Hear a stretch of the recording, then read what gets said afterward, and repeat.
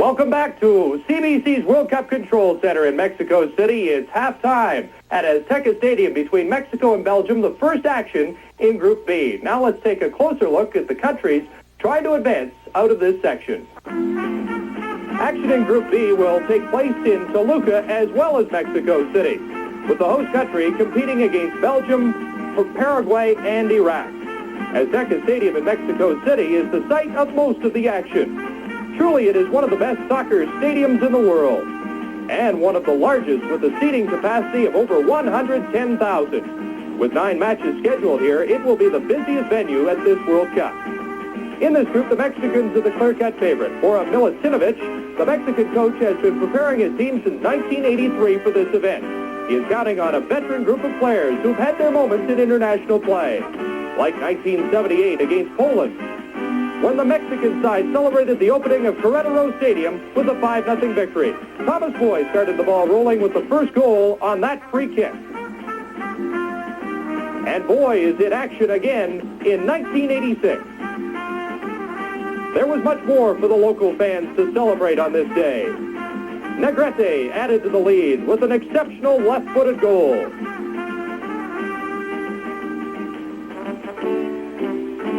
And Negrete is still a force for the Mexicans. Cruz is another veteran Mexican star who could stand out in this Mundial. He doesn't hesitate to throw himself into the heat of the action, often with explosive results.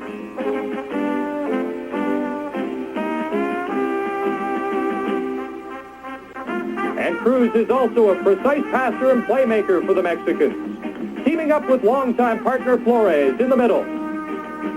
That combination should be a factor in the next few weeks. In their match against Poland, 3 of the 5 goals scored came off headers, Negrete scoring twice. Strong on defense, imaginative in midfield, and with good finishing skills, the Mexicans also have the further asset of home field advantage. Their faithful will undoubtedly be a factor. It's Mexico's 10th World Cup appearance. Absent in 82, they hope for the best in 86. Toluca is 64 kilometers from Mexico, the highest of the 12 cities in the Mundial, an elevation of 8,700 feet above sea level. And it's the coolest venue with an average temperature of 18 degrees Celsius. Belgium brings a gifted number of players to Toluca, including the crowd-pleasing Enzo Schifo. Jan Sulemans, an international with a reckless style, is strong defensively, has good speed, and is quick to make the transition to offense.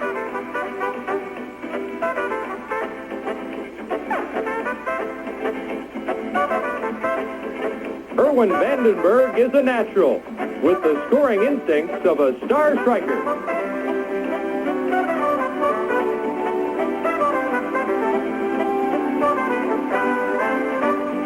Vandenberg is nicknamed the Genius for his offensive creativity. Frankie Vercauteren is a talented midfielder with a devastating left-footed shot. Vercauteren is exciting, and no one celebrates a goal more. It's Belgium's 7th appearance in the World Cup, and they have a team capable of beating any other in the tournament. Paraguay is back in the World Cup for the first time in 28 years since being eliminated in the first round of the 58 World Cup in Sweden. Paraguay is not planning on another early exit from the tournament. During a qualifying match against Brazil, they served notice that they can indeed be a dangerous side. But during the last year, the Paraguayans have also shown some erratic play. Against Brazil, there were a number of anxious moments at the back. And early in the second half, they fell behind 1-0. But this team has shown the ability to come back. With their star, Julio Cesar Romero, the best South American performer last year, some experts believe this team is the most talented of the underdogs at the Mundial. Iraq is the 4th team in Group B and an unknown quantity. Like Canada, the Iraqis are in the World Cup for the first time. In this qualifying match against Qatar, the Iraqis showed good technical skill and endurance and qualified on a neutral field for the World Cup because of the Iran-Iraq conflict on the home front. They are not expected to be a factor in Mexico, but if they can produce spectacular plays like this one, they could fool all of the experts. It's indeed an accomplishment for Iraq just to be in World Cup 86, considering that there are only 4,000 licensed players in the entire country.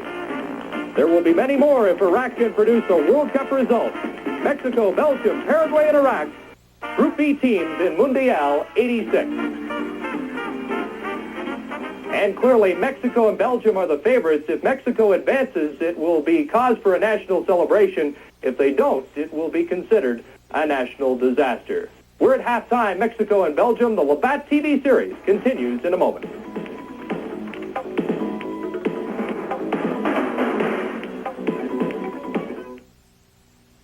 Now when you come to Swiss Chalet, you're gonna flip.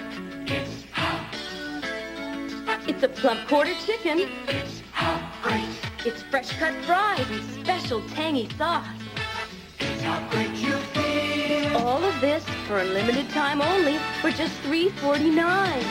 It's how great you feel. It's how great you feel.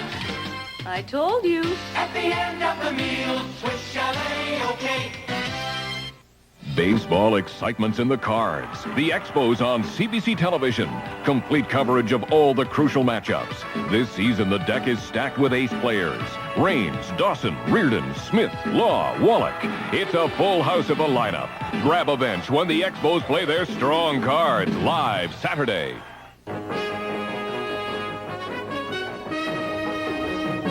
The image of music videos is changed forever by the Canadian Brass, Sunday.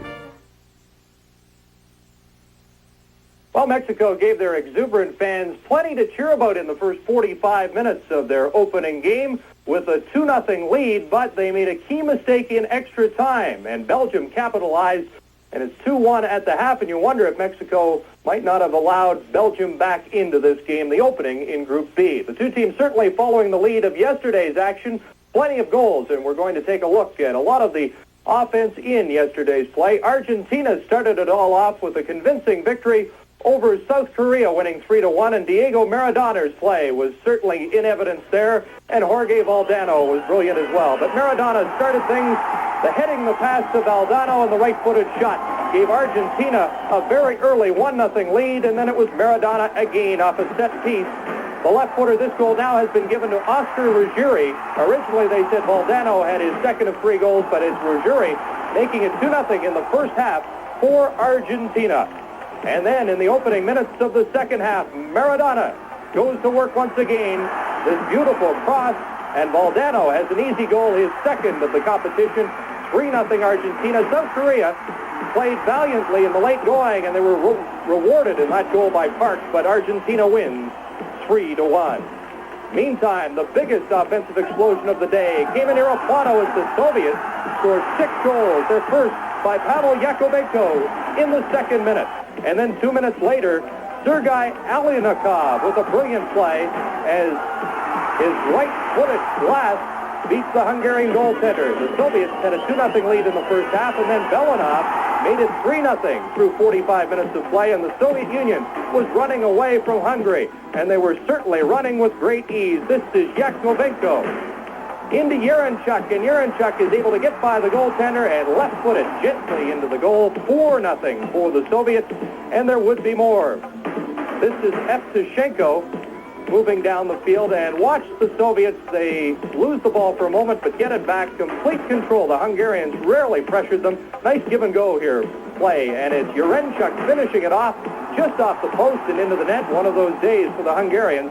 That made it 5-0, and there would be one more to cap it off, and now everybody in Mexico is talking about the Soviet Union as one of the favorites.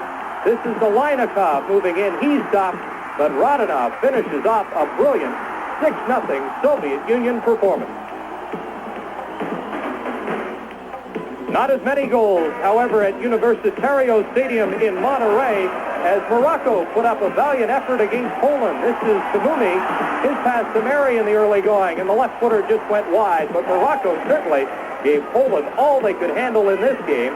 This is Tamumi once again, and he'll take a blast from well out. but Milanarchuk has to make a tough stop there. So Morocco had most of the play for the first half, but Poland does come on in the late going. Nevertheless, they can't find the goal. This is Urban off the post. That's as close as they get. And Poland and Morocco played to a scoreless tie. When we return, we will have first half highlights of Mexico and Belgium, but first a look at our host venue for the day, Mexico City.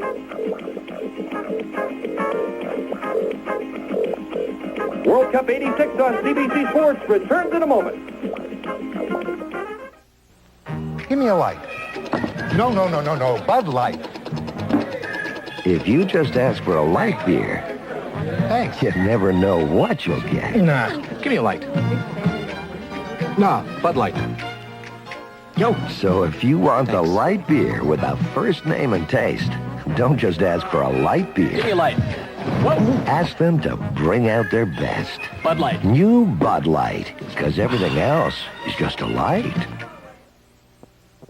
Royal survived the punishment today's engines dish out, circulating it twice as fast, working it twice as hard, breaking it down, and causing it to lose its viscosity.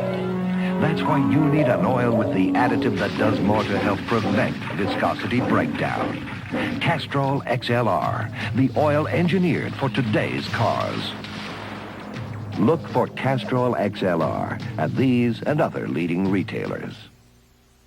Well, despite a late goal, Mexico certainly had a strong first half. Let's take a look at some of the highlights as the Mexicans open World Cup 86. They had the first good scoring opportunity very early. The pass comes across to Sanchez. He can't quite reach it. But Sanchez would be a dangerous man later.